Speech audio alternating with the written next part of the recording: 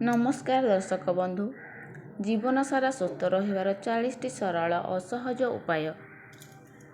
तो चलंतु स्टार्ट करिबा आजिर उपाय।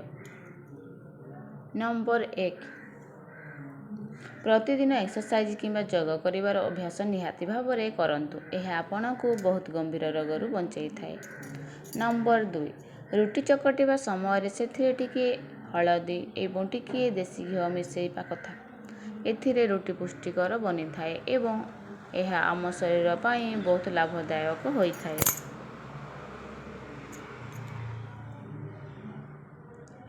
नंबर 3 पियाज पानी पीवा द्वारा पेट सफा होई थाए। नंबर 4 खाद्य सेवन करि सारिबा परे आपण निहाती भावरे टिकिए गुड़ किंबा चीनी टिकिए खांतु। पान मधुरी सेवन करंतु। एथिरे पाचन क्रिया ठीक भावरे होई थाए। नंबर 5 राति समय दही सेवन करिबारु बंचतु कारण यह अधिक कफ हेबार आशंका को बढ़ाई दे थाए। नंबर 6 संध्या 6टा बाजिबा परे जमा भी अधिक भारी खाद्य खांतु नहीं। नंबर 7 फ्रिज रो ठंडा पानी सेवन करिबारु बंचिकी रुहंतु। यह केवल आपणकर गला खराब करि न थाए ता सहित आपणक शरीर को मध्य खराब करि थाए। नंबर 8 सकाळर जलखिया खाइबा हेउची आपणकर सुस्थ रहिबार परिचय। सेथिपाई सकाळर जलखिया केबे भी भूलंतु नहीं। भल प्रोटीन युक्त खाद्य खांतु एवं सकाळर खाइबा टिकिए अधिक खांतु। नंबर 9 सकाळु खाली पेटरे केबे भी चा कॉफी औषध मद्यपान किंबा चटपटा खाद्य किछि खांतु नहीं। नंबर 10 कॉफी चा आदि जगार आपण उषुम पानी लेंबू पानी शरबत जूस एवं सूप आदि पी पारिबे। एही सबु शरीर पाई बहुत हितकारी होई थाए। नंबर 11 आपणक फ्रिज रे चेष्टा करंतु बहुत कम रु कम जिनिस रखिबा पाई। पुराना आंठुगंठी यंत्रणा को आमंत्रण करि थाए।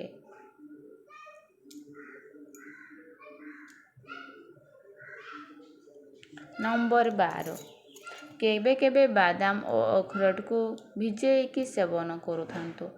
यह द्वारा आंठुगंठी आदि को बल मिली थाए। अखरोट शरीर पाई बहुत लाभकारी होई थाए एवं अखरोट शरीर पाई निहाती जरूरी।